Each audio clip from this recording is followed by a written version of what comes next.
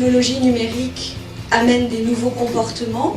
Sans trop insister sur les chiffres, aujourd'hui on est plutôt sur un taux de possession à 90%, avec des consommateurs de 18 à 34 ans qui sont tous à suivre des marques ou des influenceurs sur les réseaux sociaux, avec des usages qui sont aujourd'hui qui font partie de notre quotidien et qui de même impactent nos modes de consommation et notre rapport à la consommation. Évidemment, aujourd'hui, on a la possibilité d'être connecté à Internet à tout moment, partout, avec un certain nombre d'outils à notre disposition, et tout ça a un impact sur nos parcours d'achat. Là où les parcours étaient assez simples il y a encore 10 ans à peine, c'est-à-dire qu'on avait un besoin, on se rendait dans un magasin et on réalisait son achat, aujourd'hui c'est beaucoup plus compliqué puisqu'on est, avant même d'être en relation avec un magasin physique, on est en relation avec les réseaux sociaux, avec Internet, avec le magasin en ligne de l'enseigne, avec des places de marché, avec un magasin, mais à l'intérieur du magasin on peut encore être aussi connecté à d'autres sites Internet ou réseaux sociaux qui peuvent jusqu'au moment de la transaction nous faire changer d'avis. Et à la fin, on a encore la possibilité d'agir à travers un avis, une recommandation, ou en tout cas une communication sur l'expérience qu'on a vécue. Aujourd'hui, donc, le magasin est un canal parmi d'autres. Ça reste un canal important, puisque il est quand même important de rappeler aujourd'hui que 90% des achats se font toujours en magasin physique. Donc ça reste le canal important, mais parmi d'autres canaux qu'il faut aussi considérer, harmoniser et pour lesquels il faut organiser la connexion, d'où notre sujet d'aujourd'hui. Alors sur la partie numérique et magasin, on va voir à travers quelques exemples de technologies et d'exemples d'intégration de ces technologies dans des magasins, comment les technologies du numérique peuvent apporter à la fois en termes d'optimisation, en termes de génération de trafic, en termes d'expérience ou encore en termes de fluidité du parcours, de nos parcours. Sur l'optimisation, un des premiers outils qu'on observe, c'est la RFID, donc la gestion de l'identification, traçabilité et sécurisation produit par les radiofréquences. Donc c'est un outil, un dispositif qui a été utilisé, là on est sur l'exemple de l'enseigne Decathlon depuis 2014. L'idée c'est d'utiliser une étiquette qu'on appelle tag qui va suivre le produit depuis l'usine de fabrication et tout au long de son cheminement à travers à la fois les phases de stockage et les phases de mise en vente dans le point de vente. L'idée c'est vraiment de pouvoir suivre en temps réel et faire converger les informations, parler de la data évidemment, c'est de pouvoir tracer tout au long de la vie le produit et connaître et maîtriser ses stocks. On voit aujourd'hui 100% des produits Decathlon sont équipés de ce système-là qui facilite à la fois les inventaires, la gestion des stocks, mais aussi le passage en caisse. Je pense que vous l'avez certainement tous expérimenté de façon physique en magasin en tout cas. Vraiment l'important c'est d'avoir une vision réelle, en temps réel et consolidée de tous les stocks qui sont en magasin et partout en magasin pour pouvoir fournir au client qui lui est habitué maintenant à ce genre d'outils, de le renseigner sur la disponibilité de l'article qu'il a regardé et du lieu de cette disponibilité. L'intelligence artificielle fait également son apparition dans le point de vente physique avec des outils qui permettent la détection des ruptures, c'est-à-dire l'identification des zones vides, la conformité du rayon avec le planogramme qu'on a défini, les robots à inventaire qui contribuent aussi à cette efficacité, rapidité, à la fois détection des anomalies qu'on peut avoir en rayon, notamment les manques produits, ou les problèmes de mauvais rangement de produits par exemple, et qui permettent d'avoir cette vision en temps réel et ultra rapide des stocks qu'on peut avoir en magasin. Là c'est l'exemple d'un robot déployé chez Walmart aux États-Unis. Et puis exemple très très avancé d'épicerie autonome et d'épicerie mobile et autonome. Donc ça c'est un robot qui permet à l'aide d'une application qu'on a téléchargée au préalable sur son smartphone d'utiliser ce service un peu comme on utiliserait un service de covoiturage. On commande le véhicule, il vient à domicile, avec le code qu'on a sur son téléphone on ouvre les portes, on se sert avec des capteurs qui détectent ce qu'on a pris, et puis ensuite le paiement s'effectue via la plateforme, via l'application également. La partie digitale, on a vu tout à l'heure que nos parcours commençaient souvent et de plus en plus souvent sur Internet. Donc évidemment, on va voir des exemples d'utilisation des technologies numériques pour inciter à faire venir en magasin. L'un des exemples les plus anciens et les plus matures aujourd'hui et les plus répandus, c'est le click and collect. Ça semble aujourd'hui une évidence, mais avant 2009, ça n'existait pas. C'est la possibilité donc de commander en ligne et de se faire livrer en magasin. Darty, qui se revendique l'inventeur du click and collect, a poussé le modèle assez loin avec à la fois des services associés sur la possibilité d'avoir un accueil spécifique, des places de parking spécifiques, etc. L'intérêt, c'est à la fois d'offrir un service, mais aussi pour le magasin d'alléger ses frais de livraison, puisque c'est le client qui vient chercher en magasin et on ne va pas le livrer jusque chez lui. Et puis aussi, ça permet d'envisager des achats complémentaires, voire des achats d'impulsion au moment du retrait de la commande. Autre exemple, alors là c'est la génération de trafic par le jeu ou l'animation. C'est l'exemple de PMU qui a mis en place avec les petites balises qu'on voit ici qui s'appellent des beacons, qui sont des balises qui fonctionnent avec un signal Bluetooth qui est émis et qui va détecter, communiquer avec un téléphone portable qui aura chargé l'application PMU. Au passage du client, on va proposer, alors là en l'occurrence, à proximité d'un point de vente, le PMU, inviter les gens à venir faire une partie de baby-foot dans un de ces points de vente, avec des jeux à gagner, et puis la possibilité de partager avec la communauté des joueurs, faire des tournois, etc. Ça n'a pas marché, ça. Alors, oui, l'opération a été un succès pour PMU. En revanche, la petite balise là n'a pas eu le succès espéré pour l'instant, parce que la contrainte forte aujourd'hui, c'est d'avoir une application téléchargée et que on sait bien que les applications sont un frein à l'utilisation de ce genre d'outils.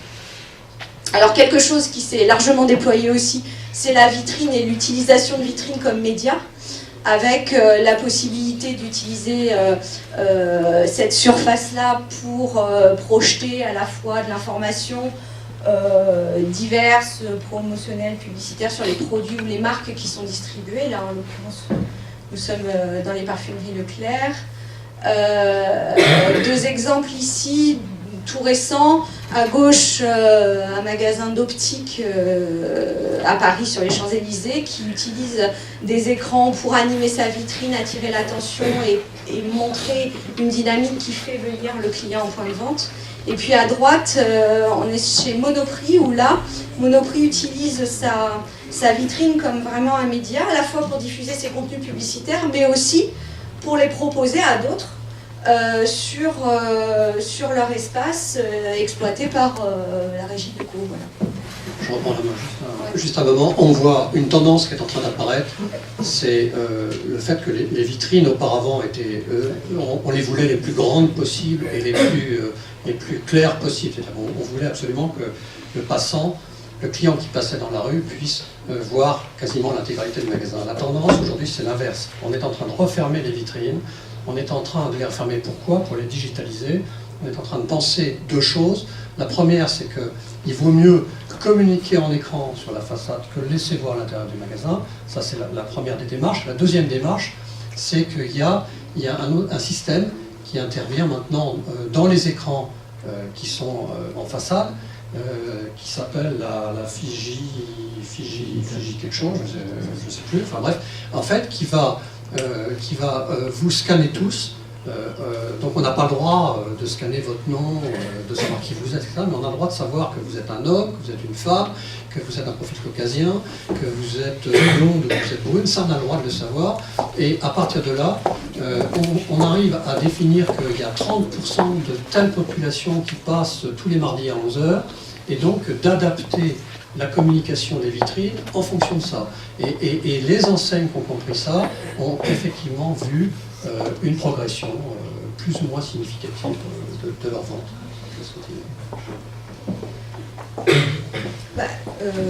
Je vais reprendre rapidement la main pour la repasser vite à Pascal. On va parler effectivement de la génération de trafic grâce à Internet, de la génération de trafic en magasin, entre autres.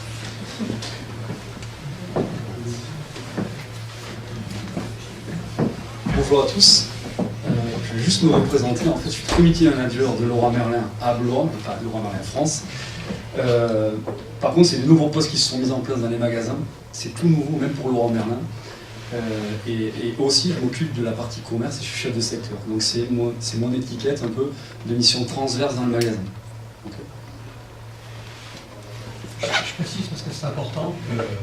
Pascal a 38 ans. Comment? Je précise que Pascal a 38 ans. Ouais. C'est ça. Alors, c'est important parce que cette révolution digitale ne se fait qu'avec cette population-là. On ne peut pas imaginer faire ce genre de choses à 40, 45, voire 50 ans, c'est juste pas possible. Il faut des jeunes là-dedans. Peut-être que quand on a 40 ans, j'ai 39 ans, je vais les faire dans un an. Moi, je vais l'avoir. En attendant que ça arrive, je vais vous présenter sur quoi on a travaillé depuis l'ouverture du magasin. C'est nos recettes à nous. Je ne vais peut-être pas vous donner toutes les recettes, mais en tout cas, je vais vous donner des pistes. Mais il ne faudra pas hésiter à me poser des questions, parce que ce que je vais vous présenter, c'est une réflexion d'il y a 3 ans, qu'on fait évoluer au fur et à mesure. Voilà. Donc, comme je le disais, je travaille pour Leroy Merlin. Donc, mon objectif, à moi, c'est de faire connaître la marque Leroy Merlin. Okay, parce qu'au bout du compte, travailler les réseaux, travailler la data, il faut faire du business à la fin. J'ai des comptes à rendre à ma directrice et au staff régional qui est en ce moment dans le magasin en plus. Donc, pour vous montrer que Leroy Merlin, c'est une entreprise nationale, et pour travailler à Blois, il faut s'implanter dans le local. Les réseaux, le digital, la data, il faut s'implanter et travailler le local. Donc, je vous ai mis ça parce que c'est juste pour vous montrer que ça n'a pas été fait par le national. Ça a été fait par nous, à main levée, et on a voulu faire un point quand on a ouvert le magasin, et on l'a écrit au fur et à mesure et on l'a fait évoluer. Donc juste, on s'est mis du côté Leroy Merlin et on s'est aussi mis côté client, parce qu'on a aussi nos clients, d'autres magasins, et on a des attentes particulières. Donc moi je suis cadre de direction chez Leroy Merlin, mon collaborateur, j'attends de proposer le bon message à la bonne personne, dans le bon timing, dans le meilleur canal de distribution, pour maximiser la conversion, donc faire des euros, et aussi l'attachement à la marque. Je travaille pour une marque. Le client, lui, vous, j'espère, vous connaissez tous Leroy Merlin, vous avez des aspirations, vous avez des besoins, et vous avez aussi des contraintes. Il faut les transformer en achat, donc vous souhaitez bénéficier de solutions personnalisées tout au long de votre projet dans votre maison.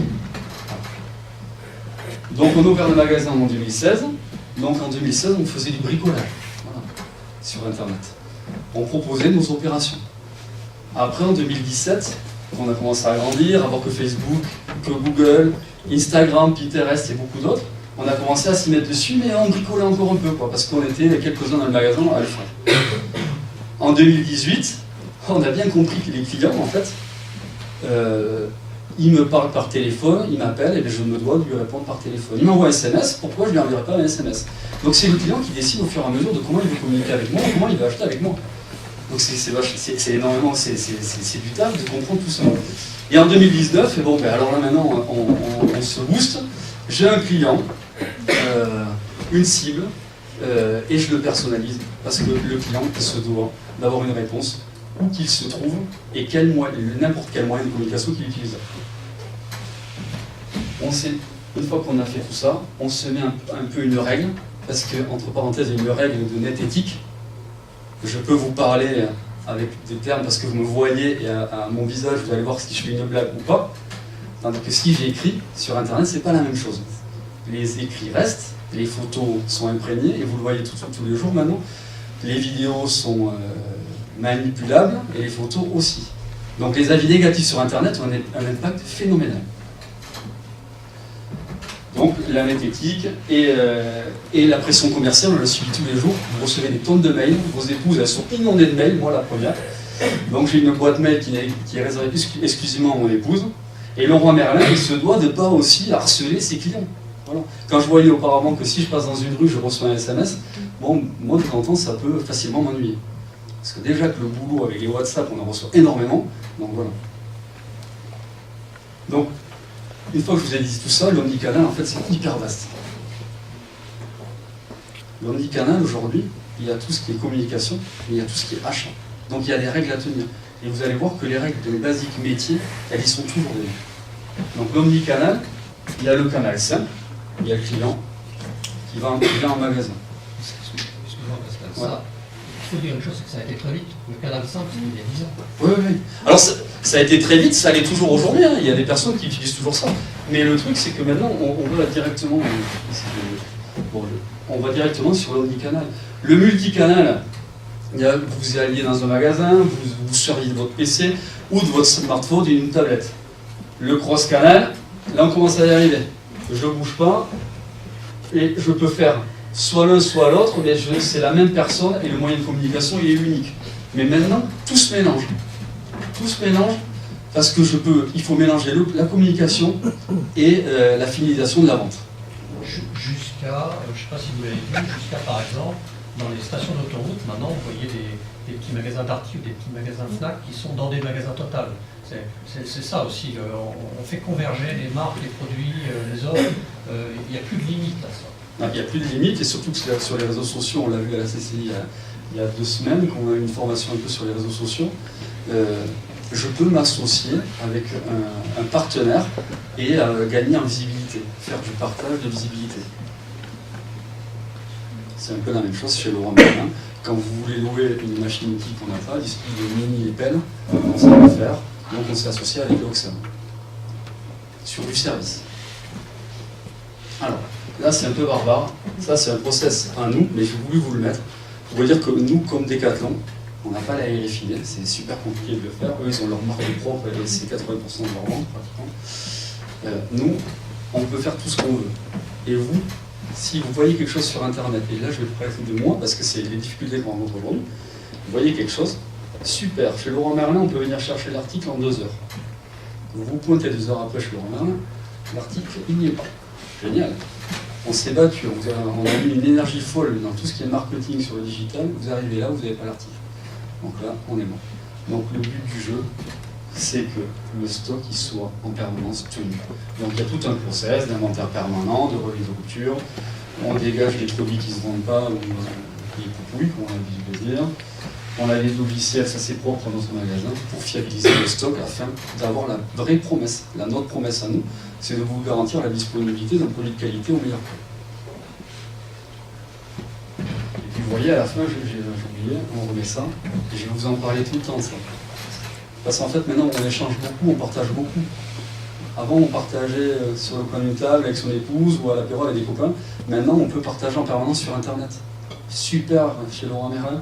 Il y a l'article que je voulais, c'est top, quoi. Ils sont nuls, j'ai passé tout l'après-midi, je n'ai pas rencontré un seul vendeur. Voilà. Ça arrive fréquemment.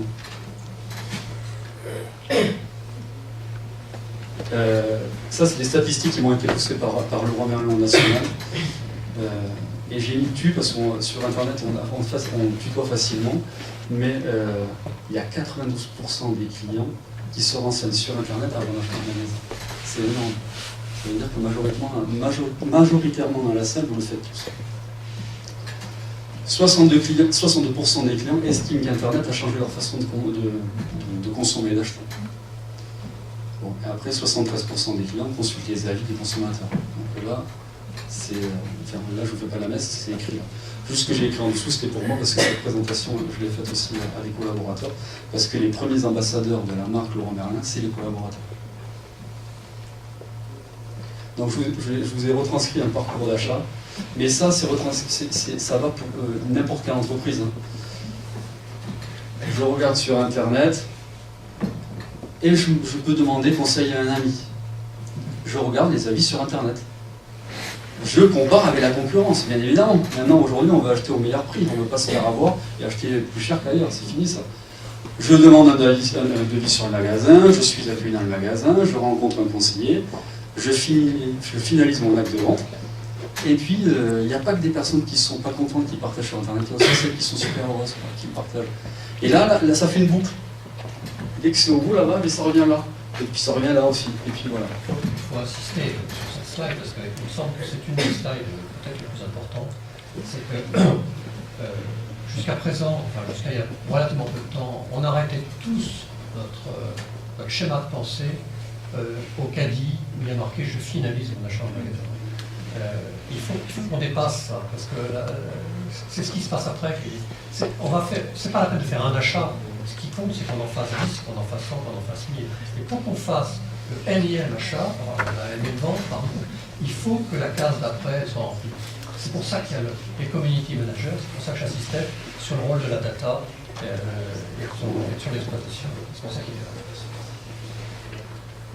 Et puis ce que vous disiez aussi un petit peu en introduction tout à l'heure, c'est à la fois cela, c'est en même temps la performance digitale et en même temps la performance humaine de la force de vente. Absolument. Alors, justement, l'exigence qu'on a grâce au digital renforce le plein rôle. On n'est pas là que pour vendre. On avait mis, là vous parlez de welcomer, conseiller de vente, il y a une dimension de relation unique. La relation est toujours importante, elle est au cœur de... Mais encore plus. Ah, mais encore plus. Donc je vous ai mis, je vous ai expliqué un peu les typologies de clients qui ne sont pas que des clients dans le monde du bricolage, qui sont un peu les clients. Il y a le client web to store qui achètera en ligne et qui viendra retirer un magasin. Il y a le client showrooming qui viendra s'imprégner dans le magasin, voir des cuisines, voir des installations pour de la théâtralisation dans le magasin et qui pourra acheter sur Internet, c'est possible. Il y a le client Atawad qui achète où il veut, quand il veut et comme il veut, ça c'est la majorité pratiquement maintenant aujourd'hui. Il y a le repos, celui qui cherche sur Internet avant d'acheter un magasin. Voilà. Et la tendance n'est pas sur Atawad. Oui, il faut savoir tout faire. Donc ça c'était quand je faisais des formations, c'était un peu avec la cellule digitale qu'il y a sur le magasin. C'est poser la question à nos collaborateurs, et toi, à quelle posture t'adapterais? Et on faisait des simulations, des petits jeux de rôle. Je ne vais pas vous le faire. Bon voilà, et là, une petite recette. Voilà ce qu'on a mis en place sur le magasin pour faire tout ça, parce que ça pourrait être un job à plein temps, mais c'est passionnant, et on rencontre des gens passionnés. Donc on a créé une cellule, et on a créé une équipe dédiée sur le magasin, qui est garant de l'animation web et de la data en magasin. Elle est formée aux fondamentaux digitaux, c'est hyper important, c'est très très important sur ça. Et après, elle est complémentaire sur les sujets pour agir rapidement. Donc il y a des personnes qui sont très à l'aise sur Instagram, Pinterest on l'a essayé et le national pour nous le fait très bien, donc on le laisse faire. Facebook, c'est très très important, il y a Messenger, il y a le mail parce que je vous ai expliqué, si un client m'écrit à moi parce qu'elle vous dit, je me dois de lui répondre par mail. Voilà. Après je peux lui suggérer, donnez-moi votre téléphone portable et je vous rappelle, mais le premier lieu je réponds par mail, c'est comme avant, on le disait hier, on m'écrit en lettre recommandée, je réponds en lettre recommandée. Et Instaplay, là je passerai, je l'ai laissé, mais c'est en fait on cherche des logiciels ou des manières pour uniformiser les réponses. Voilà. J'accélère. On doit se rapprocher de nos clients et donc tout se mélange, le chat, la PRM c'est nos standards, les réseaux sociaux, les mails, l'application Leroy Merlin et les tracts, parce que sur la région le tract papier est toujours important. Facebook. Donc ça c'est, on avait joué le jeu avec Karine qui voulait faire un truc original sur le magasin, la directrice, et on a fait un mannequin challenge, on s'est amusé, quelqu'un nous a filmé sur des postures avec une musique bien particulière, Ça a été du délire pour tous les collaborateurs, les clients se sont pris au jeu, on l'a publié sur internet, surprise, vous ne le voyez pas, mais ça a été vu 133 000 fois. Ça a été partagé plus de 400 fois. C'est énorme. Pour une publication à Blois, c'est énorme. C'est passé dans la ANR, l'hôpital de Blois l'a fait aussi, donc c'est devenu un peu viral, c'était super et les collaborateurs étaient fiers de faire partie de ça. Tu précises, Pascal, que ces outils-là, du Pascal, finalement ils sont à la portée de tous. Ils sont gratuits. Donc, charge à nous de les accaparer et avec nos moyens respectifs, d'y dépenser un peu de temps. Alors Facebook c'est un moyen super, en plus vous avez sûrement dans vos collaborateurs des gens qui l'utilisent tous les jours. Après il faut savoir qu'une publication, si elle n'est pas relayée rapidement ou partagée rapidement, Facebook par des moyens l'écrase un peu. Donc si on veut, on y croit et on veut la pousser un peu, il va falloir payer. C'est pas très cher, mais il va falloir quand même investir. Mais nous pour le moment on le fait pas. On fait de la relation, on essaie de pas le faire. Et pour aller vite aussi, quelque chose qu'on a découvert il y a un peu de temps maintenant, mais qu'on a vraiment mis en place maintenant, ne sous-estimez pas Google. Et là, je vous donne une petite recette, parce que Facebook, c'est bien, mais Facebook, je l'avais juste avant. Je crois qu'il y a 80 commentaires sur Facebook, je sais plus ce que c'est. Il y a 80 commentaires. 652, c'était il y a un an, maintenant on est à 877. C'est énorme. Et Google, ils ont tout. Google, ils ont. Si il faut regarder, nous, on l'avait mal fait. Il y a des transporteurs qui nous disaient, mais pourquoi, quand je viens chez vous, je mets mon navigateur et j'arrive sur la rue où il y a 4 roues derrière, rue de Villebram. C'est pas possible, quoi. Et en fait, on s'est aperçu que Google Maps, Waze, était connecté avec Google, donc il a fallu qu'on prenne la main sur cette page. Donc on a téléchargé dans l'équipe une petite application qu'on a tous dans nos smartphones, et on a toutes les alertes et on a la main sur ce que Google fait. Donc l'adresse, le numéro de téléphone, les ordinateurs. Et ça, c'est gratuit. Voilà. Par contre, là, on se doit de répondre à tous les commentaires. C'est une règle dans la data d'aujourd'hui. Oui, c'est une règle. Par contre, faites attention parce que dès que vous répondez à un commentaire négatif, il est propulsé en première ligne. Voilà. Donc, il faut, petite recette, inviter vos clients ou les personnes qui vous posent des questions à vous répondre un message privé. Voilà. Mais il y a des moyens corrects pour demander à la personne qu'on a bien compris. On est désolé de ce qui s'est passé. On vous demandez ses coordonnées afin qu'on le rappelle au plus vite. Et on poursuit un message privé. Et on poursuit un message privé. Quand vous lui demandez ses coordonnées personnelles, elle ne va pas les mettre en message public. Elle va les mettre en message privé. Donc vous l'appelez un message. Je passe. Et ça, c'est tous les moyens de communication qu'on a. On communique bien sûr des choses du national. On communique des choses au local. Nous aussi, j'entendais tout à l'heure qu'on a un peu de difficulté à recruter sur le Nord-Est. Ça dépend, mais il suffit de faire la bonne communication à la bonne personne au bon moment. Voilà. Donc, on se sert de la marque Laurent Merlin qui est publicité, qui fait partie en 2017 sur The Great Place to Work. Et on fait des job dating et on les communique au mieux. Et on facilite les échanges de nos clients par Messenger, Google, Facebook.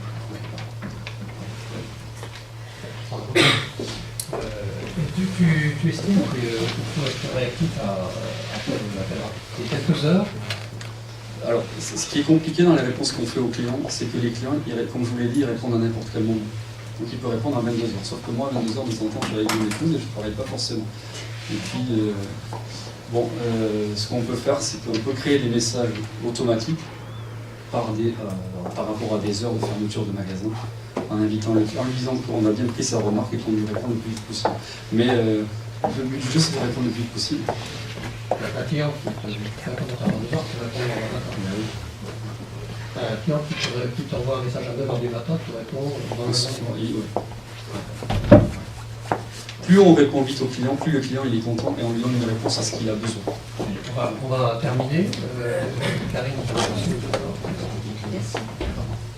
on va accélérer un peu parce qu'il est 50. Et si on a un petit jeu de questions-réponses, il va falloir laisser un peu de temps. Je vais un peu vite. On l'a vu aujourd'hui, on n'est plus obligé pour faire ses courses ou acheter ce dont on a besoin de se rendre en magasin. Alors pourquoi y va-t-on? pour un certain nombre de choses. D'abord, la possession immédiate d'un produit, on l'a vu. La possibilité de voir, de toucher, d'essayer quelque chose. Et puis le conseil, qui reste un élément fort. On va voir que le digital est aussi un fort contributeur à l'expérience qu'on peut faire vivre dans un magasin à travers différents dispositifs. L'exemple de Sephora sur la notion de partage, avec l'idée d'insérer au centre des magasins un îlot qui est équipé de tablettes et qui permet, seul ou à plusieurs, de venir chercher de l'information, de faire des essais sur des teintes de maquillage et en même temps de partager aussi son expérience, de liker les produits qu'on a bien aimés, etc. Le digital au service aussi du client au magasin avec les petits robots, Pepper, le robot à gauche qu'on connaît, qu'on a vu pas mal de fois, qui lui est un ambassadeur de la marque avec un fort capital sympathie, qui vient aider, renseigner, proposer les services du magasin ici chez Uniqlo à Paris, mais on l'a vu dans d'autres points de vente.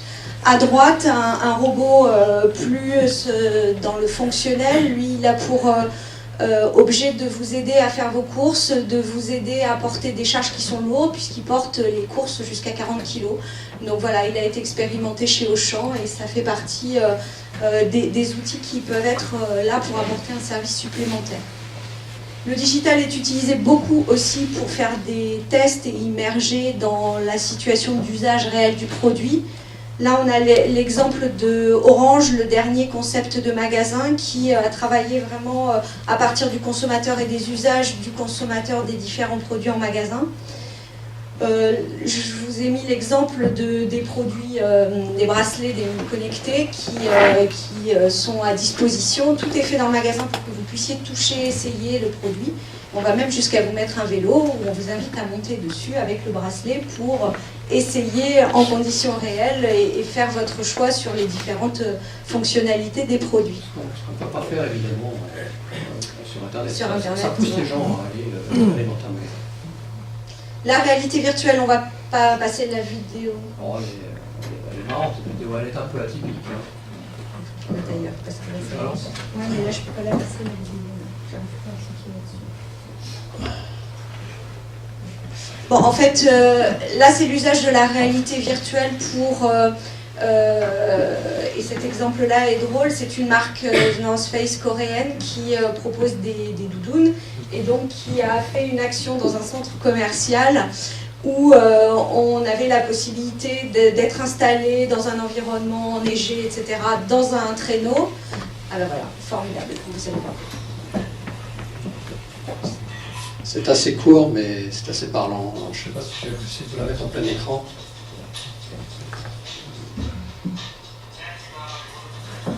Je vois rien. Voilà, c'est. Donc là, les clients c'est un peu du japonais, donc du coréen, pardon. On va essayer de vous expliquer un peu. Ils sont invités à venir tester une veste North Face en immersion 3D dans le magasin, et le jeu leur dit vous venez tester, vous allez peut-être la gagner, la veste.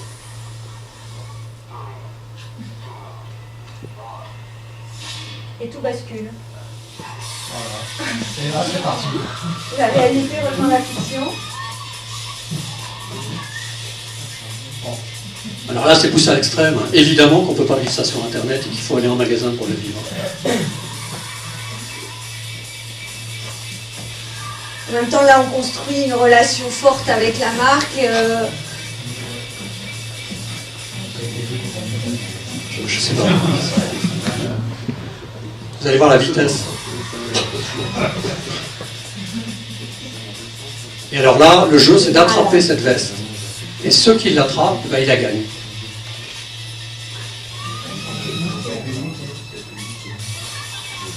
Oui, c'est ça. Voilà, c'est gagné pour elle. Hop, c'est perdu pour elle. Voilà, on va arrêter.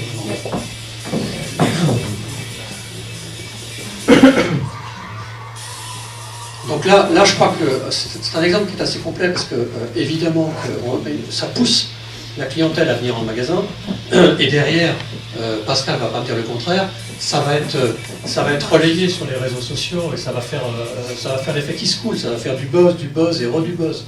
Donc à la sortie, c'est bien ça la quadrature du cercle. Alors après, pour finir...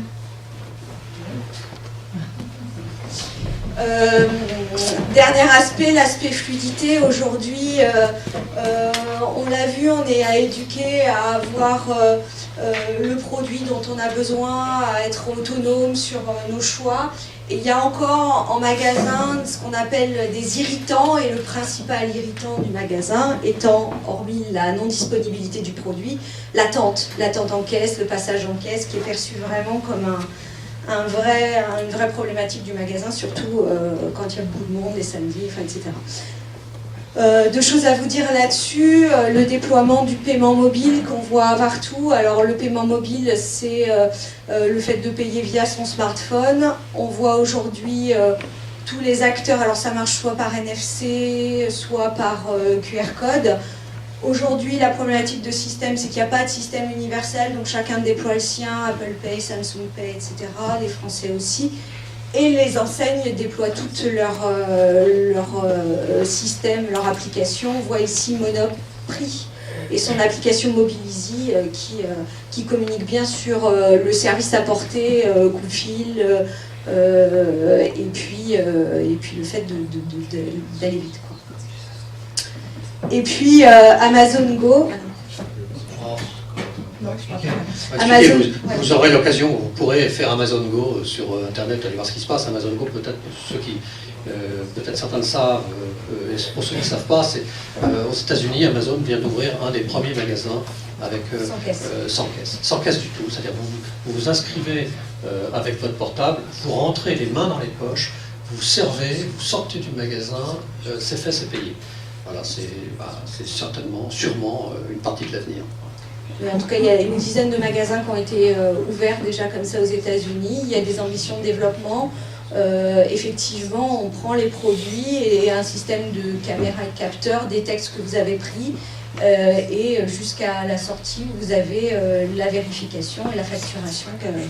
Il n'y a même pas à présenter. Hein. On prend dans le rayon, on sort, c'est fait. Il y a le portique qui capte à chaque fois. Il n'y a même plus de videur. Hein. Non, voilà. Et en guise de synthèse, Jean-Christophe. Oui, rapidement. Je vais faire une synthèse très rapide pour vous laisser le dossier à droite. Donc, la synthèse de tout ce qu'on vient de vous dire, peut-être qu'on pourrait la résumer sur un test de échelle grandeur qui a été fait par le groupe Casino. Alors, c'est aux Champs-Élysées à Paris. Alors, j'espère que ça existe toujours. Où là, ils ont essayé de regrouper dans un même lieu à peu près tout ce qu'on vient de vous dire.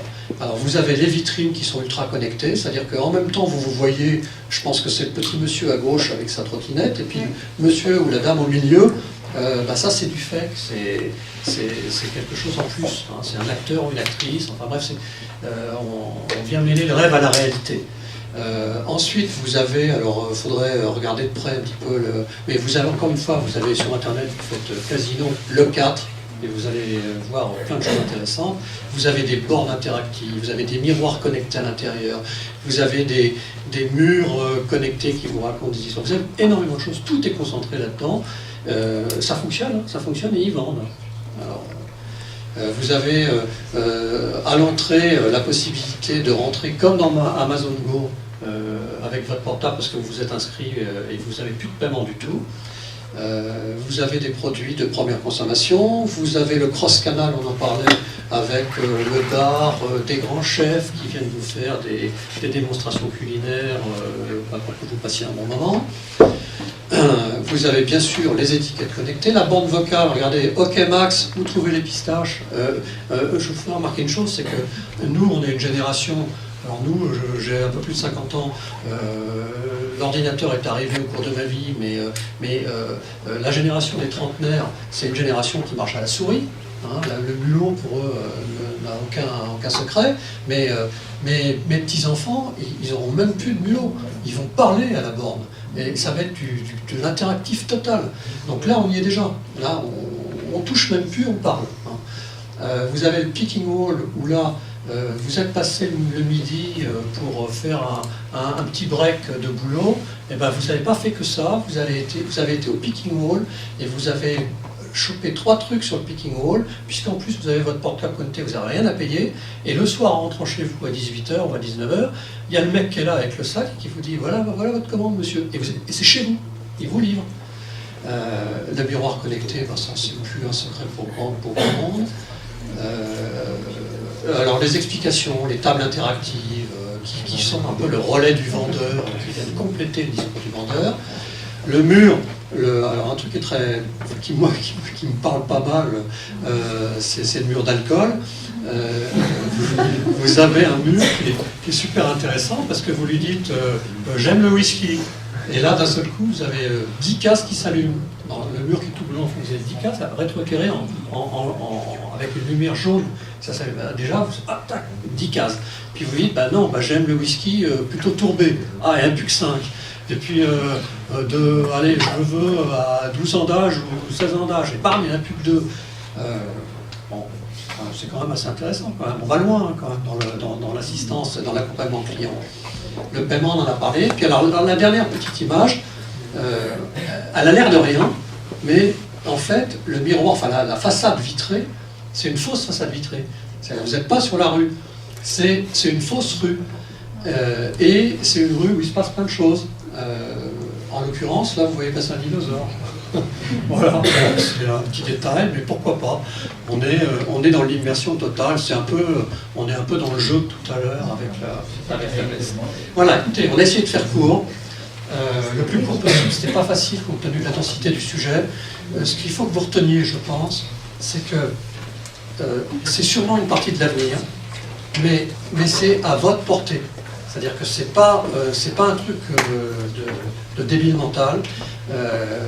À peu près tout ce qu'on a vu là, la plupart des choses sont à votre portée. La première des choses qui est à votre portée et que vous pourriez faire très très vite et très facilement, c'est ce que vous a présenté Pascal, c'est-à-dire vous intéresser aux réseaux sociaux, c'est gratuit, passez un peu de votre temps. Alors si vous êtes une grosse structure, vous avez quelqu'un, vous lui demandez de passer un peu de temps dans votre structure pour faire ça. Si vous êtes une toute petite structure, essayez de vous y coller un peu le week-end, 2 heures par-ci, 2 heures par-là. Mais c'est sûrement essentiel et c'est sûrement la première des actions à faire pour votre notoriété, pour votre business. Merci de votre attention.